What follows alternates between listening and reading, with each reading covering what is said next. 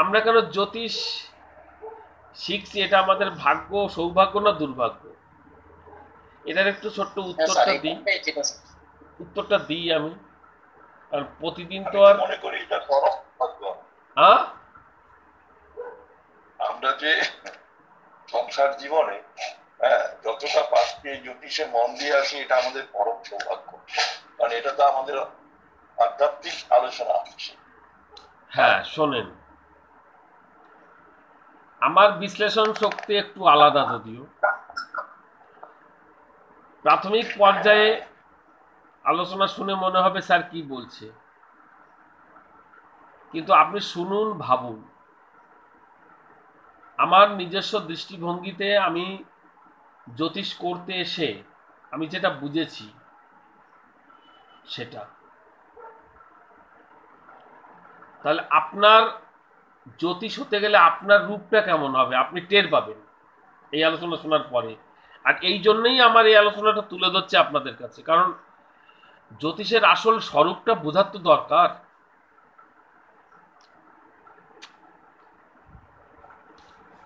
আমরা অষ্টম থেকে জ্যোতিষবিদ্যা পেয়ে থাকি। অষ্টম হচ্ছে গুহ্যবিদ্যা, এটা সব আমরা জানি। কিন্তু বিষয়টা হচ্ছে যে আমরা নবম থেকে ভাগ্য বিচার করি। এখন প্রশ্ন, ভাগ্য কি? ভাগ্য জিনিসটা কি সেটা বুঝতে হবে। ভাগ্য কথাটা হচ্ছে ভোগ, ভোগ থেকে ভাগ্য এসেছে। আপনি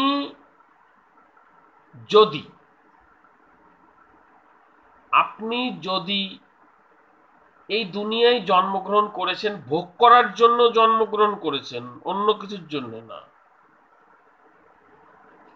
আপনি জন্মগ্রহণ করেছেন ভোগ করার জন্য। এবার ভোগ আমাদের দুটো কারণে হয়। একটা, পাপ করলে পাপের ফল ভোগ করার জন্য হয়, আর পুণ্যি করলে সেই পুণ্যের ফল ভোগ করার জন্য হয়।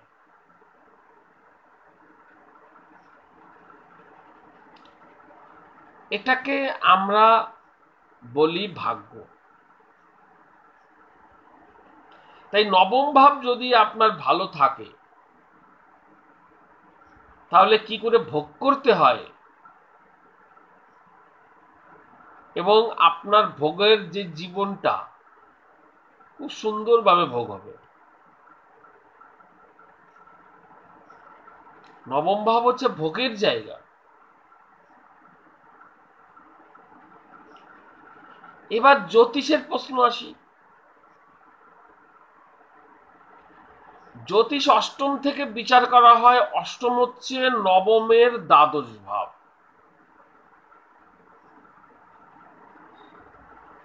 তাহলে দ্বাদশ মানে ব্যয়। কাকে ব্যয় করব? না, আমি নবমকে ব্যয় করব। আমার যে ভোগ আছে, যে ভোগের যে বাসনা আছে, আকাঙ্ক্ষা আছে, ওটাকে ত্যাগ করতে হবে। আপনি একজন ভালো জ্যোতিষ তখনই হতে পারবেন যখন আপনার মধ্যে ভোগের আকাঙ্ক্ষা থেকে আপনি মুক্ত হতে পারবেন। আর এই জন্য ভোগের আকাঙ্ক্ষা থেকে মুক্তি লাভ করা হয় অষ্টম ভাব থেকে বলে আমরা অষ্টম ভাবকে মোক্ষ ভাব বলেছি, মোক্ষ ভাব। তো সেটা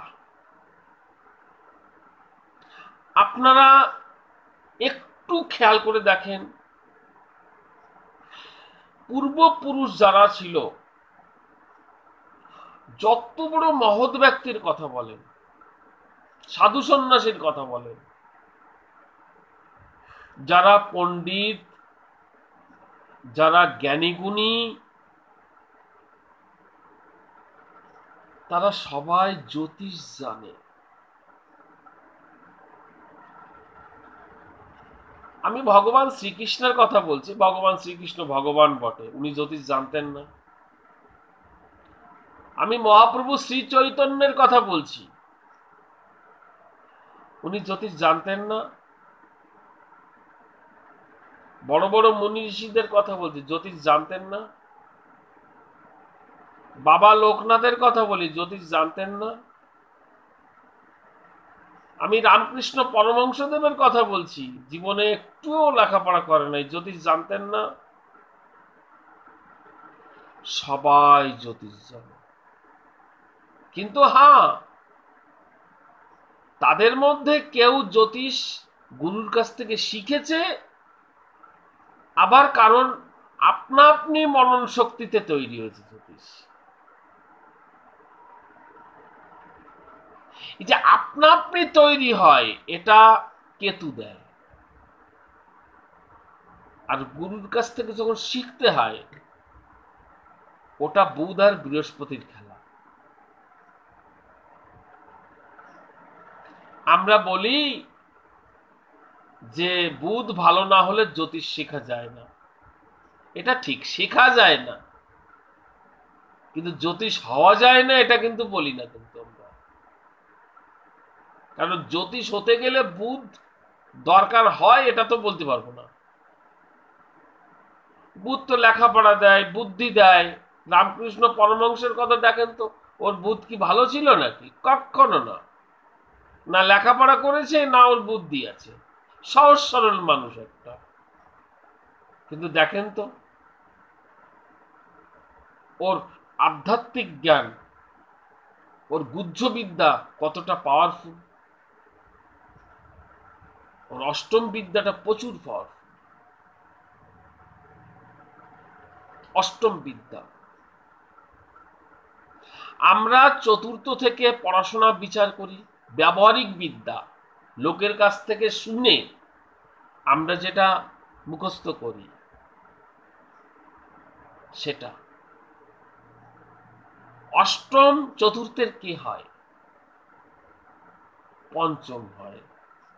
আমরা যা কিছু ব্যবহারিকভাবে যে সমস্ত অভিজ্ঞতা সঞ্চয় করি, তার থেকে যা সৃষ্টি হয়, আবিষ্কার যাকে বলি আমরা, আবিষ্কারটা কোথার থেকে আসে? মনের মধ্যে থেকে জন্ম নেয়। কিন্তু আমি তো কিছু জানবো, তারপরে তো আমার থেকে বেরোবে। তো যা কিছু আমি বাইরের থেকে অর্জন করবো সেটা তো চতুর্থ ভাবের মধ্যে রয়েছে, সেই শিক্ষাটা রয়েছে চতুর্থ ভাবের মধ্যে, ওই শিক্ষাটা রয়েছে। ওখান থেকে জন্ম নিচ্ছে অষ্টম ভাবের বিদ্যাটা, আবিষ্কার যাকে বলছি সেটা। আর ওদিকে পঞ্চম থেকে আমাদের যে বুদ্ধি আছে, বলেন তো এই বুদ্ধিটা গড়ে উঠছে, আশ্রয়টা কে দিয়েছে? বুদ্ধির কে শেল্টারটা কে দিচ্ছে? বুদ্ধিকে লালন পালন কে করছে? বুদ্ধিকে গর্ভে কে ধরেছে? কোন গর্ভে ধরেছে? কোন গর্ভ থেকে এসছে বুদ্ধিটা? আমরা গর্ভ বলি, মাকে তো গর্ভ বলি। তা বুদ্ধির মা কোনটা? বুদ্ধির সুখ কোনটা? অষ্টম।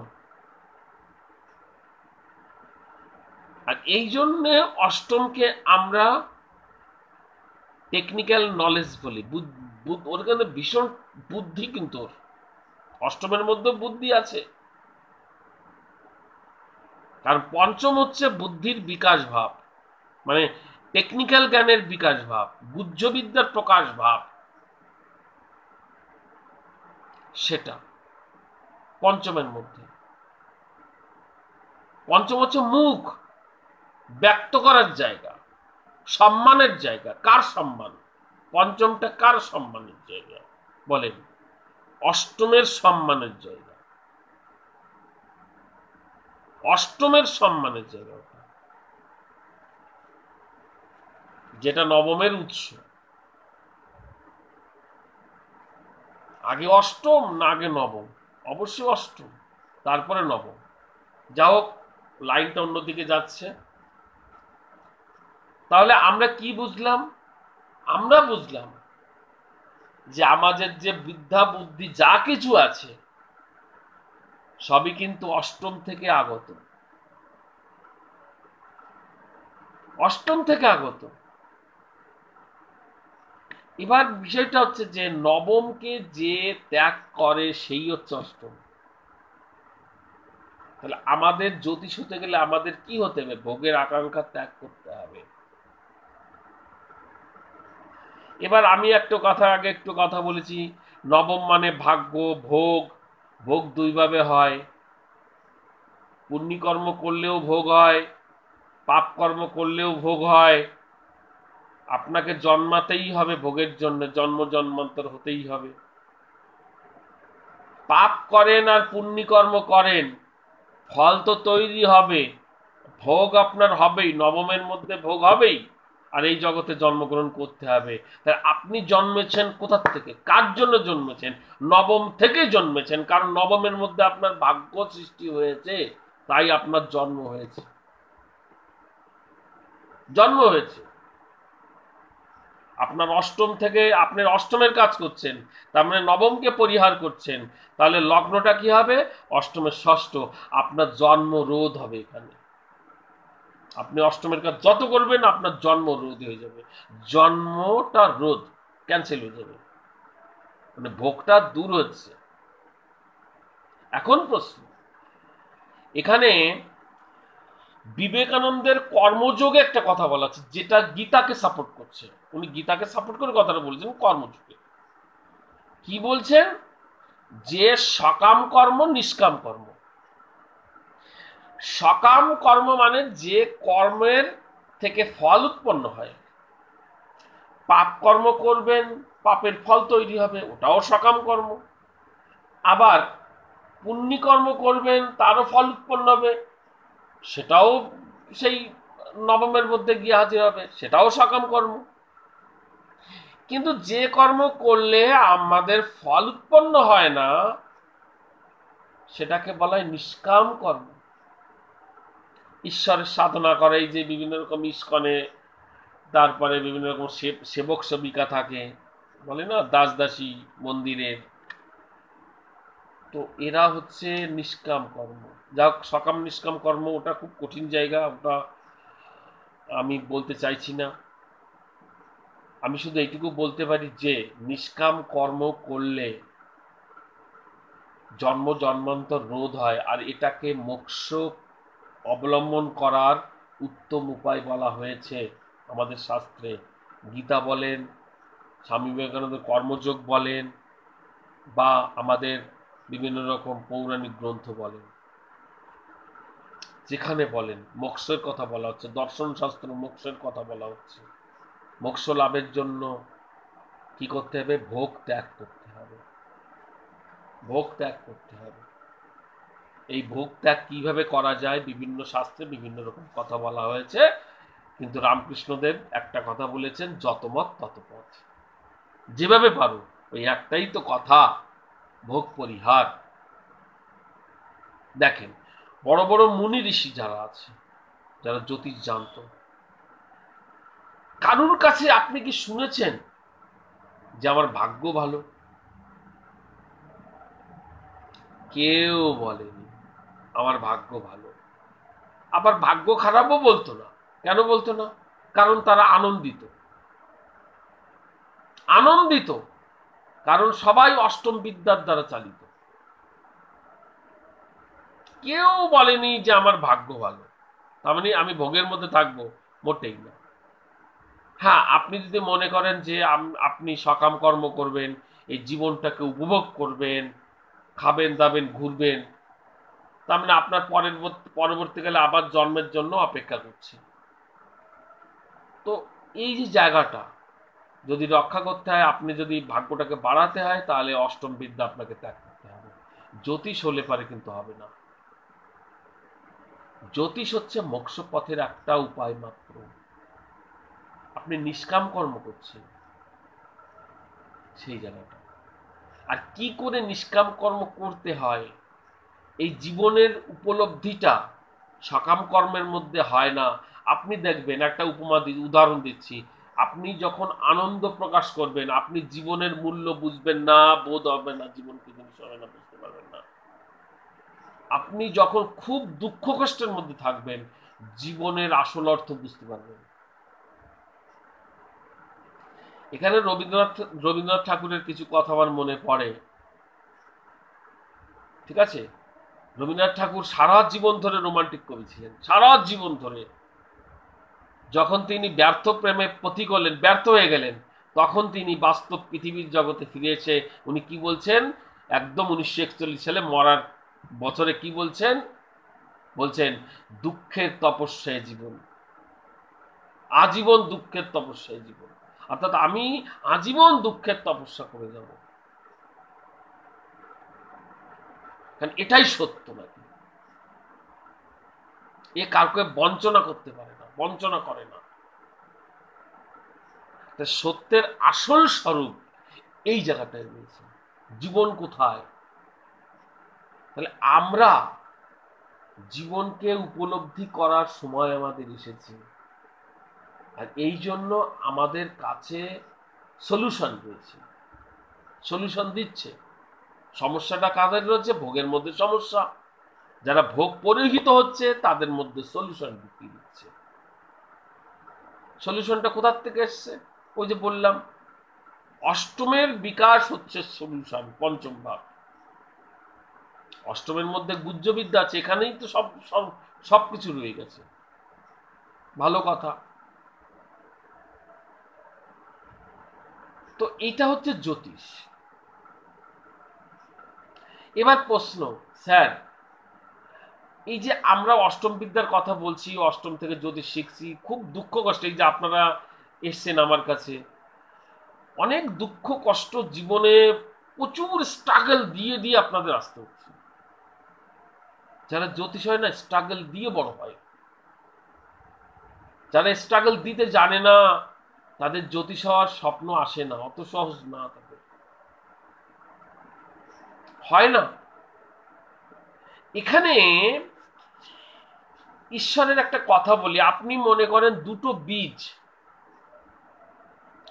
বীজ আপনি মাঠে লাগিয়েছেন, দুটো বীজ লাগিয়েছেন। ঈশ্বর একটা বীজকে খুব যত্ন করে রেখে দিয়েছে, আর একটা বীজকে কি করেছে, রোদ বৃষ্টি দিয়ে আচ্ছা করে তাকে প্রেসার কিট করছে, এবং প্রেসার সহ্য করতে না পেরে সেই বীজটা একসময় ফেটে বেরিয়ে গেছে। ফেটে কি করেছে, ওর মধ্যে যে প্রাণ শক্তি ছিল ওটাকে বের করে গাছ তৈরি করে দিয়েছে। আর যাকে ঈশ্বর খুব যত্ন করে রেখে দিয়েছে, সে বীজ রয়েই গেছে ওরকম করে। এবার আপনাকে প্রশ্ন করা হলো, বলেন কোন বীজটা আপনার কাজে লেগেছে, কোন বীজটা আপনার ভালো ছিল? বলেন, আমরা নিশ্চিন্তে বলতে পারবো যে বীজটা থেকে গাছ হয়েছে সেই বীজটা ভালো ছিল, যে বীজটা থেকে গাছ হয়নি সেই বীজটা নষ্ট বীজ। নষ্ট বীজ।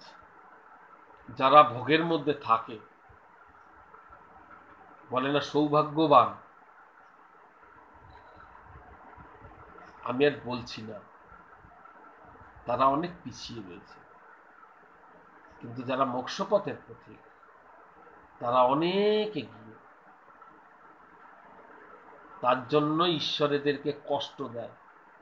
ঈশ্বর যখন দুঃখ কষ্ট দেয়, তখন তার প্রতি মূল্যবোধ বেড়ে যায়, তার প্রতি আস্থা আছে বলে তাকে দুঃখ কষ্ট দেয়, জীবনটা বোঝার জন্য দেয়। আর আমরা উল্টে ভুল বুঝি।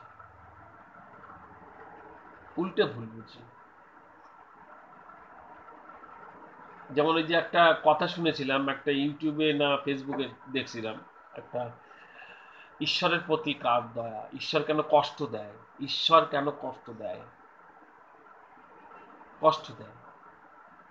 ঈশ্বর গাছের উপর রয়েছে, একটা ফল নিচে ফেলে দিয়েছে, নিচে দিয়ে এক পুরানি যাচ্ছিল, মানে দুস্থ বুড়িমা যাচ্ছিল, সে ফলটা পেয়ে খুব খুশি,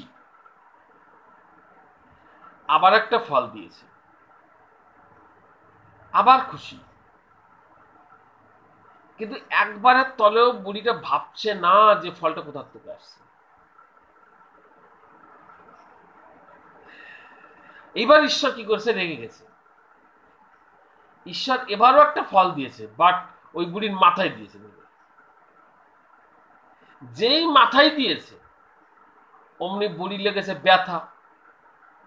বুড়িটা তখন মাথা উঁচু করে বলছে, কে রে? বলে ভগবানের দিক তাকিয়েছে, উপরে গাছে ভগবান আছে। তাহলে বলেন যে ওই বুড়িটা আঘাত পাওয়ার পরে সে ভগবানের দিকে তাকালো কেন? কারণ আমরা যখন সুখে থাকি তখন ভগবানের নাম নিই না, আমরা যখন কষ্টে থাকি তখন ভগবানের নাম নিই। ভগবান সবসময় চায় আমরা কষ্টেই থাকি। চাই কেন? যাতে তার প্রতি শরণাপন্ন হই। এবার অনেকে প্রশ্ন করে, স্যার আমরা ভগবানের নাম করব কেন? ভগবানের নাম করব কেন? মনে রাখবেন, ভগবান কিন্তু খুব ভালো ব্যক্তি নয়। ভগবান খুব ভালো ব্যক্তি নয়। ভগবান কি করে জানেন?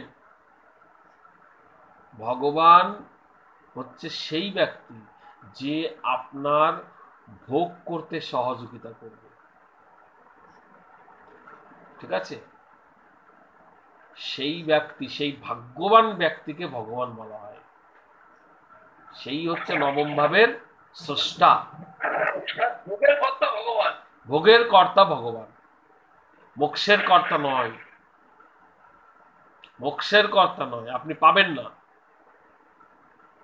এই জন্য ভগবানের দোহাইটা কে দেয়?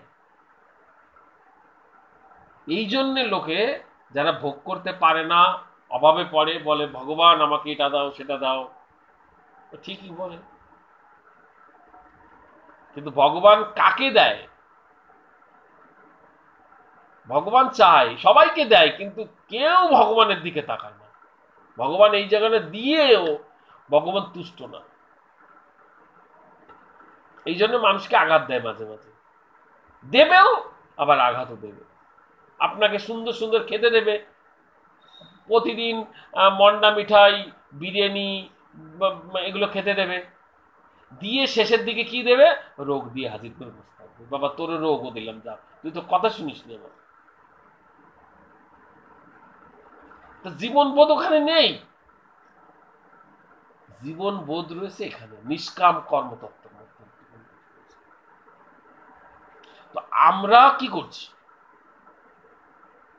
আমরা ভাগ্য পরিহার করছি, মানে ভোগ পরিহার করছি। এই যে চেতনা বোধ, জীবন বোধ, এটা অষ্টমের মধ্যে রয়েছে। আমরা মোক্ষ পথের পথিক, যেটা গুরুপদ বাবু সুন্দর করে বলেছেন। এটাকে ভাগ্য বলা যায় না, এটাকে ভোগ। আমাদের ভাগ্য ভালো, আমরা জ্যোতিষ করছি না, আমাদের ভাগ্য ভালো না, তার থেকেও অনেক বড় জিনিস এটা।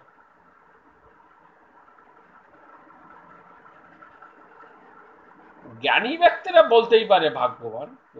জ্ঞানী, জ্ঞান ভাগ্য থেকেই জ্ঞান আসে, ভাগ্য থেকে জ্ঞান আসে। কারণ নবমের জ্ঞান আর অষ্টমের জ্ঞানের মধ্যে পার্থক্য কি বলেন? দুটোর মধ্যে পার্থক্য আছে। নবমের জ্ঞান ভোগের কথা বলে, ভোগের কথা বলে। অষ্টমের জ্ঞান ভোগ পরিহিত মোক্ষের কথা বলে, মোক্ষ কথাটা বলে। দুটো জ্ঞানের মধ্যে ডিফারেন্স আছে। এবার বুঝতে পারছেন তো যে নবমের জ্ঞান কেন প্রকাশিত, উন্মোচিত, আর অষ্টমের জ্ঞান কেন ঢাকা রয়েছে, অবগহনে রয়েছে, একদম অন্তর্মহলে রয়েছে। সেটা নবমের জ্ঞান বাইরে প্রকাশিত হচ্ছে, অষ্টমের জ্ঞান ভেতরে রয়ে যাচ্ছে। কিরকম? আমি রবীন্দ্রনাথ ঠাকুরের গুপ্তধন পড়েছিলাম। গুপ্তধন, রবি ঠাকুর তার গুপ্তধন গল্পে বলছেন যে এক সন্ন্যাসী গুপ্তধনের একটা নকশা চিত্র দিয়ে গেছে এবং বলেছে যে তোদের বংশের একজন এই নকশা চিত্র থেকে গুপ্তধন আবিষ্কার করতে পারবে। তো বংশ পরম্পরায় এক ব্যক্তি গুপ্তধনের আবিষ্কার করতে পেরেছে। এক গহীন জঙ্গলের মধ্যে একটা গুহার মধ্যে গিয়ে গুপ্তধনের আবিষ্কার করেছে। বাট গুহার মধ্য থেকে সে আর বেরোতে পারছে না, বেরোতে পারছে না, কোনরকম ভাবে বেরোতে পারছে না। তখন সে ঈশ্বরকে বলছে, হে ঈশ্বর, তুমি তোমার গুপ্তধন আমি চাই না। আমি যদি পৃথিবীর আলো বাতাস দেখতেই না পারি, আমি যদি শ্বাস নিতে না পারি, একটু দম আটকে আসছে আমার, তাহলে এই যে রত্ন এগুলো দিয়ে কি করবো? এগুলো চাই না, আমার ওইগুলো দরকার। একটু শ্বাস নিতে দাও আমাকে, একটু পৃথিবীর আলো দেখতে চাই।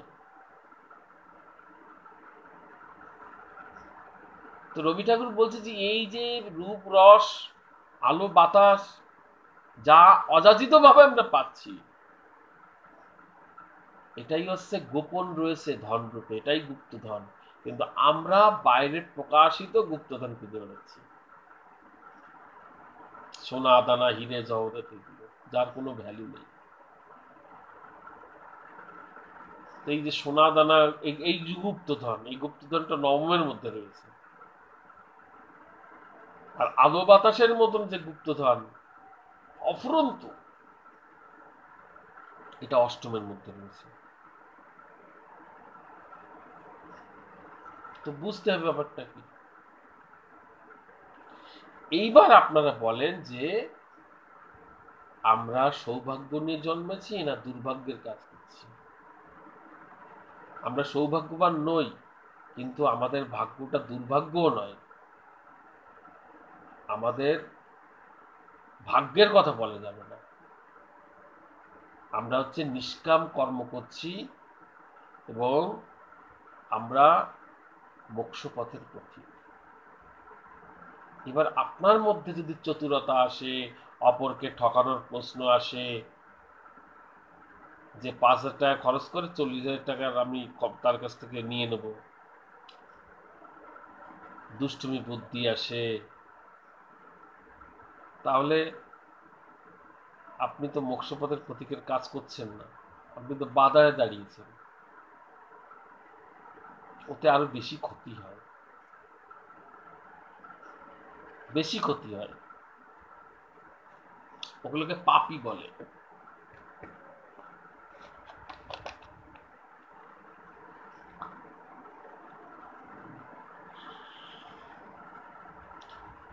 অশোক বাবু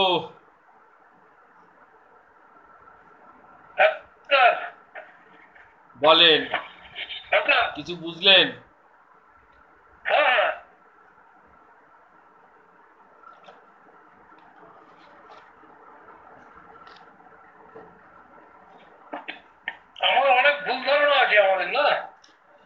না না, ভুল ধারণার কথা বলছি না অশোক বাবু। আমার জ্যোতিষ করতে এসে আমার যে ধারণাটা হয়েছে, ঠিক আছে, জ্যোতিষ করতে এসে আমার যে ফিলোসফিক্যাল যে জায়গাটা রয়েছে সেটার অনুসারে মানে আমার যে নিজস্ব দৃষ্টিভঙ্গি যেটা হয়েছে, আমি খুব মানে খোঁজার চেষ্টা করি ব্যাপারটা কি, কোথা দিয়ে যাচ্ছি, কিভাবে যাচ্ছি। যদিও আমি অতটা পরিষ্কার জানি না, তথাপি আমার যতটা মনে হয়েছে সেটা। আপনার মধ্যে লোভ লালসা এগুলোকে ত্যাগ করতে হবে। লোভ লালসা মোহ এগুলো এগুলো অষ্টমের মধ্যে নেই, এগুলোকে পরিহার করতে হবে, ঠিক আছে? এগুলো রয়েছে 3, 7, 11-র মধ্যে। প্রাপ্তির মধ্যে রয়েছে, লোভ লালসা মোহ স্বল্প। ঠিক আছে,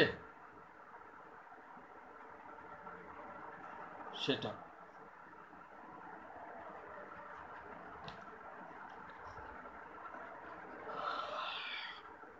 সমীরণ দেবনাথ। স্যার খুব দারুণ হয়েছে স্যার, বোঝা গেছে, কিছুটা ভালো বোঝাতে লাগলো। পেরেছি, কিছুটা বোঝাতে পেরেছি আমি। অনেকটি স্যার, আমি অনেকটি এগুলো বুঝতে বলার পেরেছি। অর্থ মানে একটা, যে আপনাদের তৈরি হতে হবে কিভাবে, বিশেষ করে মানসিক স্তরটা আপনার কেমন হওয়া উচিত। শোনেন, আমার কাজ আপনাদেরকে জানানো, এবার আপনারা কোন ভাবে যাবেন, কিভাবে তৈরি হবেন, সেটা তো আপনাদের ব্যাপার। সেটা ঠিক বলেছেন, ঠিক বলেছেন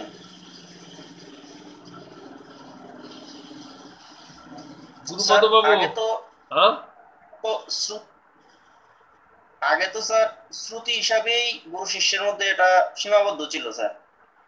তো 100 বার। আমার মনে হচ্ছে স্যার, আপনার কাছে বসে যদি ক্লাসগুলো করতে পারতাম, তাহলে বুঝুন স্যার মুখ্যর পথটা বোধহয় আরো পরিসর হতো। না, সমীরণ বাবু একটা কথা বলি, আপনার ঈশ্বর আপনার কাছে কিভাবে আসবে এটা বলা মুশকিল। এখানে একটা কথা বলি আপনার কথা প্রসঙ্গে, দেখেন শ্রীমদ্ ভগবত কথার অর্থ বিবেকানন্দের পরিব্রাজক গ্রন্থে লেখা আছে, যদিও গ্রন্থটা আমি সম্পূর্ণ পড়তে পারিনি।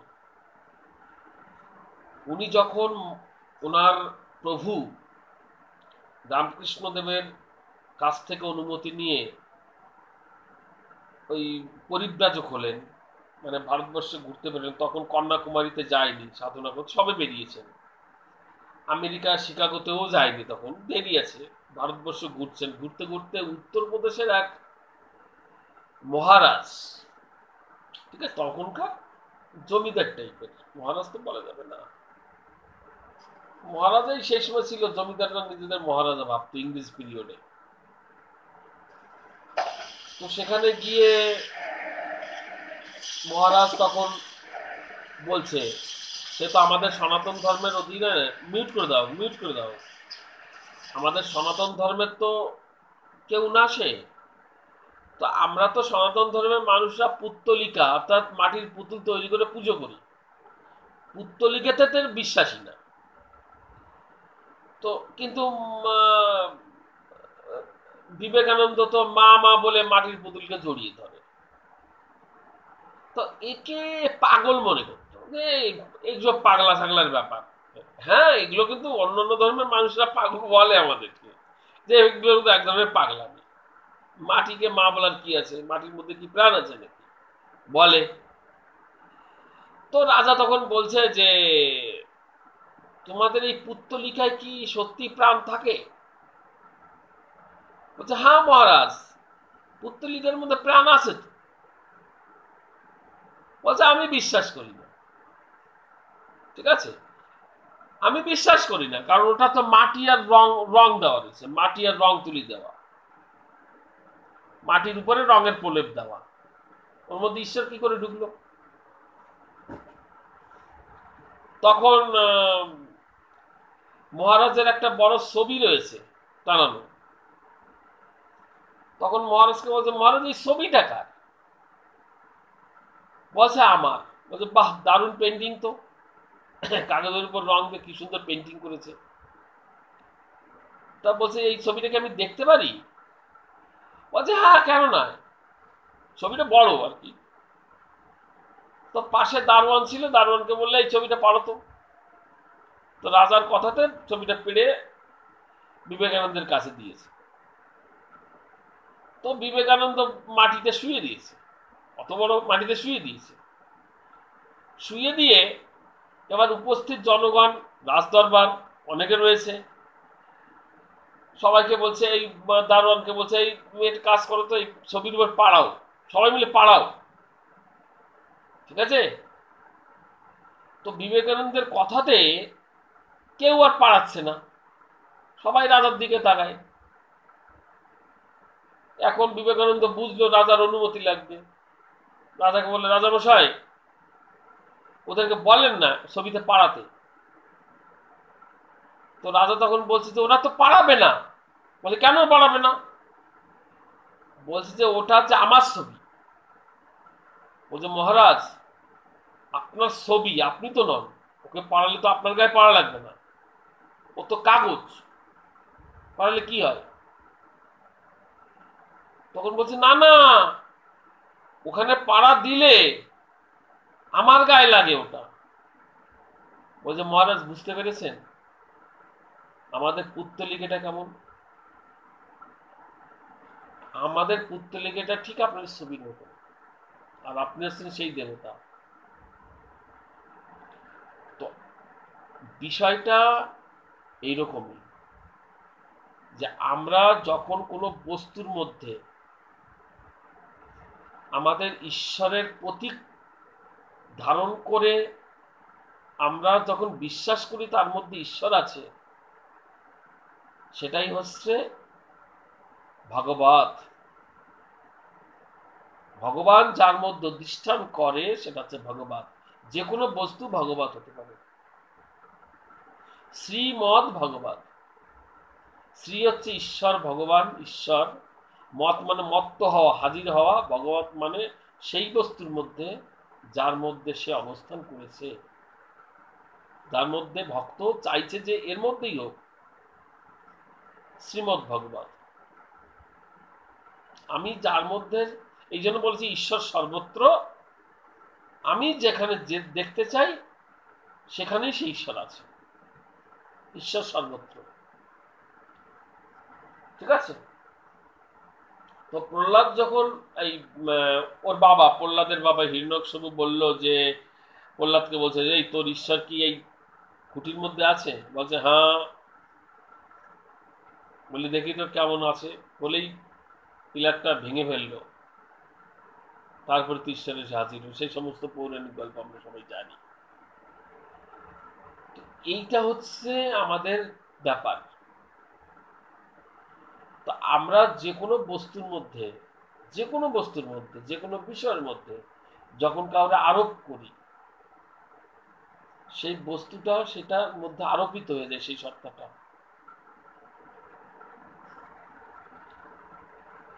তো সমীরণ বাবুর যে কথাটা, ওই কথাটার পরিপ্রেক্ষিতে আমার এটা মনে হলো আর কি, বলার দরকার।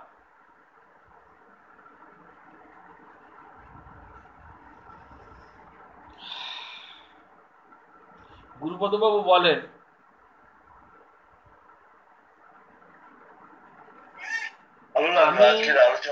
আমি কি কিয়দংশ আপনাদের পরিষ্কার করতে পেরেছি যে আমাদের আসলে ভাবমূর্তিটা কেমন হওয়া উচিত? এইভাবে আপনাদের যে দার্শনিক ভাবে তত্ত্ব আলোচনা জ্যোতিষের এটা তুলে ধরেছে, এটা খুবই ভালো লাগছে। অনেকে কি করে, অনেকে ভুল পথে চালিত হয়। ওকে ওকে, ঠিক আছে, আমি ছেড়ে দেব। আজকে আমি আর থাকতে পারছি না, তো মন্তব্য শুনি একটু। হ্যাঁ শিবলি দেবী বলেন।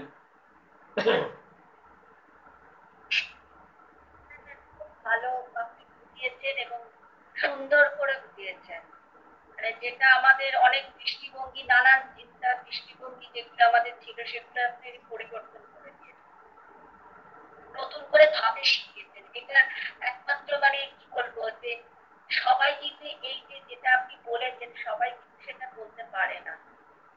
এটা আপনি বলেই পেরেছেন যে আপনার মধ্যে সেই অন্তর্দৃষ্টি, সেই দূরদর্শিতা বা এই মানে আছে আপনার, মানে পজিটিভ জিনিসগুলো আছে বলেই আপনি পেরেছেন, আপনি বলেই পেরেছেন। খুব ভালো না আলোচনা। না, বিষয়টা শোনেন শিবলি দেবী, আমি যে ব্যাখ্যা করলাম, আমি কেন ব্যাখ্যা করলাম আজকে, আমি আজকে অনেক অন্য একটা ক্লাস করতে পারতাম, ভাবলাম আয়ু নিয়ে আপনাদের শেখাবো আজকে। আয়ু কী করে সেটেলমেন্ট করতে হয়, ঠিক আছে, কার কত বছর আয়ু আমি শেখাবো। তো ভাবছিলাম এটা ক্লাসটা করাবো, কিন্তু কথা প্রসঙ্গে উঠে আসলো, এই জন্যে আমার মনে হলো, কারণ এই সমস্ত কথা বলার প্রাসঙ্গিকতা না আসলে বলা হয়ে ওঠে না, কারণ এগুলো তো ক্লাসের মানে সিলেবাসের বাইরে বা ক্লাসের বাইরে।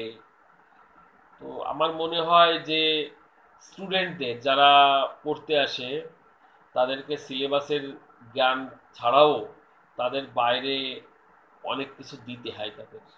আমার এটা মানে হ্যাবিট, অভ্যাস হয়ে গেছে, ঠিক আছে। অনেকে এটাকে খারাপ নজরেও নেয়, কিন্তু আমি জানি তারা যারা বলে তারা একদিন ঠিক বুঝবে যে স্যার কেন এই কথাগুলো বলেছিল। এটা হচ্ছে ব্যাপার। হ্যাঁ, মাঝে মাঝে কি হয়, আমি খেই ধরে অন্য প্রসঙ্গে চলে যাই, এটাও ঠিক। আমি নিজেকে কন্ট্রোল করতে পারি না কোথা দিয়ে কি করতে হয়। কিন্তু এটুকু বলবো আপনাদের, এলোমেলো চললেও আপনাদের দেখবেন এক সময় গিয়ে আমরা ঠিক পৌঁছে গেছি জায়গায়। এটা হয় সেই সবই পৌঁছে যাবো, একটু দেরি লাগবে, বাট জায়গায় পৌঁছে যাবো। আপনাদের ঠিক প্রেডিকশন করতে পারবেন, ঠিক জ্যোতিষের কোথা দিয়ে শুরু করতে হবে কোথায় শেষ করতে হবে, জায়গা তৈরি হয়ে যাবে আপনাদের। ওকে, হ্যাঁ রাজুবাবু স্যার বলেন। এখন তো হ্যাঁ, চিন্তাধারাটা তো এখন এরকম তো করে না, মানে মানে সব বেশি এখন লোভ লালসা। সব যান্ত্রিক। হ্যাঁ, যান্ত্রিক, আপনি টাকা পেমেন্ট করবেন, নিয়মের মধ্যে থাকবে, সিলেবাস শেষ করবে, ওসব বুঝি না, সার্টিফিকেট ধরিয়ে দেবে, আপনি জ্যোতিষ হয়ে যাবেন। প্রচুর আছে, প্রচুর আছে।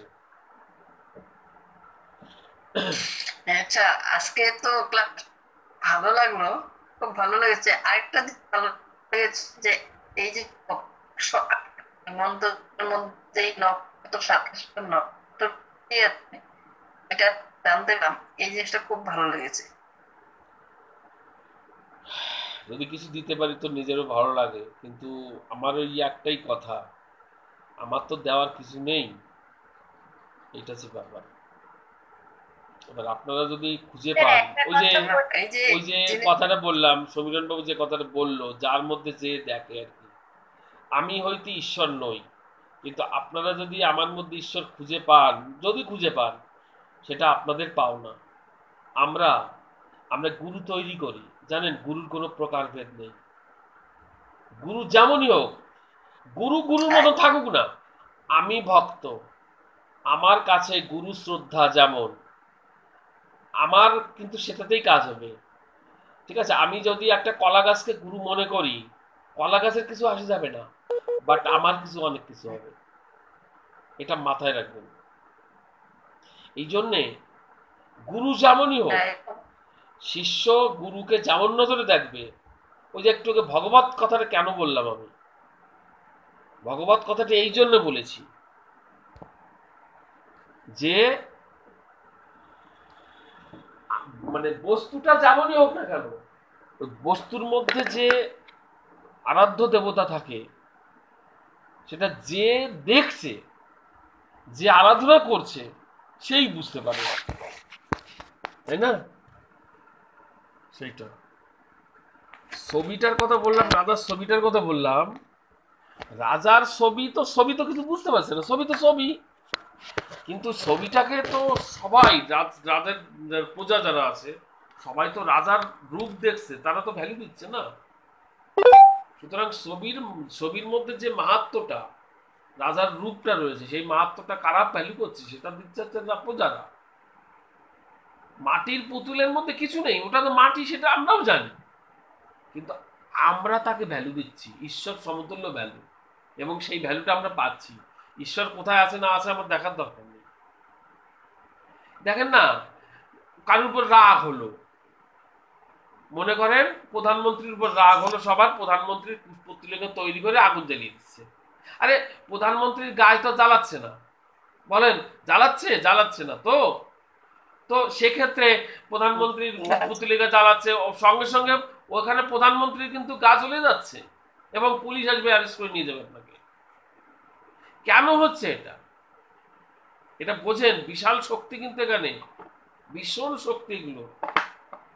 তো আপনাদের তাই বলবো যে আপনারা ওই ওই জায়গাটা দখল করেন, দেখতে থাকেন। কেউ না দেখলে দেখার দরকার নেই, আপনি দেখতে থাকেন, আপনার রূপ নিয়ে আপনি দেখেন, কোনো ব্যাপার না।